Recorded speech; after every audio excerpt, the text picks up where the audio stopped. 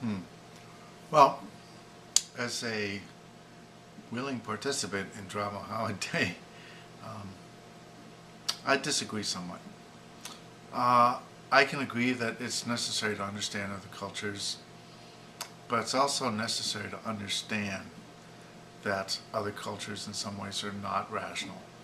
And that's very often when you pit rational against irrational, irrational wins.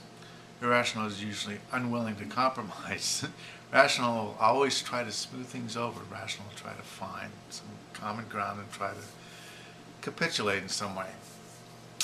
Um, and that's kind of what I see with a lot of religion, and with religion making demands and being uncompromising. They're irrational, uncompromising, because they're holding steadfast to their beliefs and they're not letting go, period. Okay. Um, and when you pit that against someone who's trying to be rational and someone who's trying to smooth things over for them, um, the rational side often ends up losing. Okay.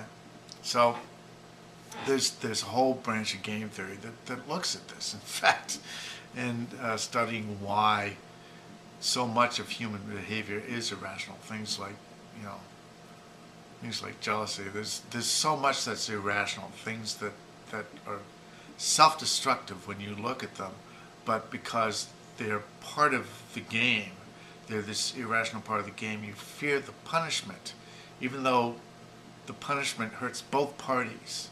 It's irrational for someone to punish both parties, but to a large extent, that's exactly what being irrational can do.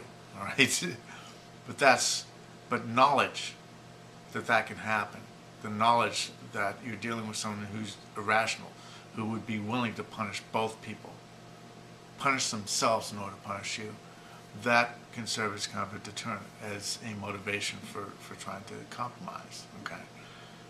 For not just being steadfast, stubborn, unwilling to budge, period. Okay. So I disagree somewhat that being perfectly rational is the best approach in all cases. Now, if we're going to do something, let's do something that's relatively obvious.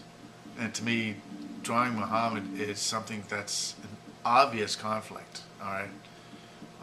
And to me, that's something that's, you know, if the harder they protest against drawing Muhammad, the more cartoons we're going to make of him. Okay, it's just, you know, and maybe it's harmful in some way. Maybe it harms us too. Okay, so it's irrational in that it does cause harm, but we're trying to teach them something.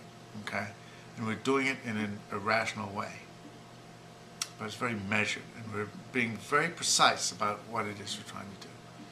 All right, so you could argue that does some harm to relations. Yes. Yes, we understand that. But we're in a situation where we're not only concerned about having relations, but we're concerned about what kind of relation we have with Islam. And we don't want to have one in which Islam is in a position to refuse to cooperate on anything. All right? So that's all I got to say for now. Thanks.